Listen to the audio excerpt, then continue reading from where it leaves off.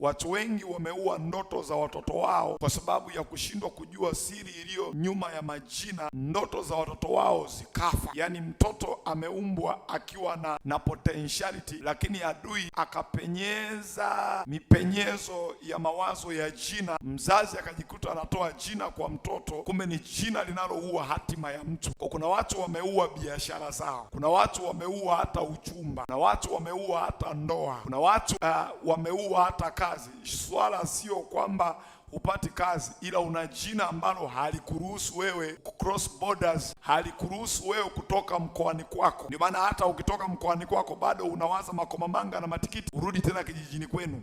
Kwa nini? Kwa sababu una jina ambalo limefunga hatima ya maisha yako. Kuna mtu mwingine jina alilonalo halimruhusu kutoka nje ya nchi, linamtaka akae tu Tanzania, kwa hata itokee safari za namna yoyote atazuiliwa. Na nielewa kuna siri katika jina. Kuna watu walikuwa na majina, lakini yale majina yalikuwa na matakataka, yalikuwa na mafirifiri. Walipoingia kwenye mazingira ya utumishi, haijalishi, mfano mmoja ni Ibrahim, haijalishi Mungu anamtabiria Ibrahim, anasema utakuwa baba wa mataifa, na mambo yakaendelea, akapokea upako pia kutoka kwa Melkizedeki, lakini bado Mungu alipo look akakuta jina alilonalo Abraham halisapoti kile ambacho Mungu anataka afanye.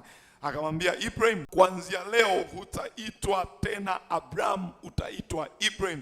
Na akasema pia naye mkeo hataitwa Sarai, ataitwa Sara. Kulikuwa kuna shida kwenye jina. Kwa utaelewa, watu wote walio makini wanajua vitu hivi, taasisi nyingi. Na ndio maana wenye hekima, nalifundisha nikasema hivi, wenye hekima wanapotaka wafanye vitu hivi, wataenda kwa waganga wa kienyeji, watamwambia mganga, ninaomba jina, nina makampuni ya mabasi, nataka nifungue makampuni ya mabasi.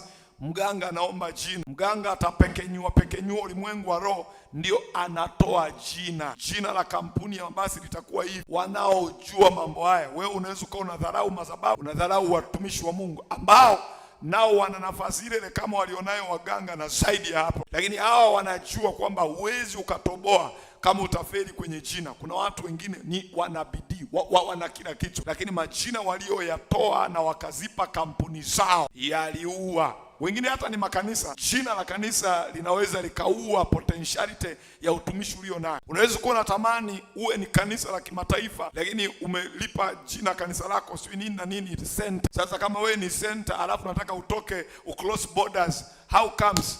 Jina linaweza likaua ndoto ulizo nazo. Sio tunasikia makimbilio center sio nini. Sasa kama ni center inayowezeje ika cross borders, how comes? Kama mtoto usiwe na kichwa kigumu. Kama mtoto matatizo hakatai kutokuwa na matatizo, kimpa hilo jina. Manake hali kadhalika katika maeneo yote jina linaweza likaathiri maisha ya mtu. Watu wanaenda kwa waganga, wanatoa pesa, nitafutie jina. Akishaweka jina hilo kwenye duka, kila mteja anaona kabisa hili ndio duka langu. Kumbe na wewe mwenyewe naye umelogwa, unavutwa kwenye hilo duka kwa sababu ya jina ambalo amepewa toka kwa mganga. Jina, sema jina. Ndio maana kuna mtu anaweza kafungua hata kampuni online, jina lile likawa linavuta watu wanajisikia raha kuangalia hiyo account kwa sababu ya jina.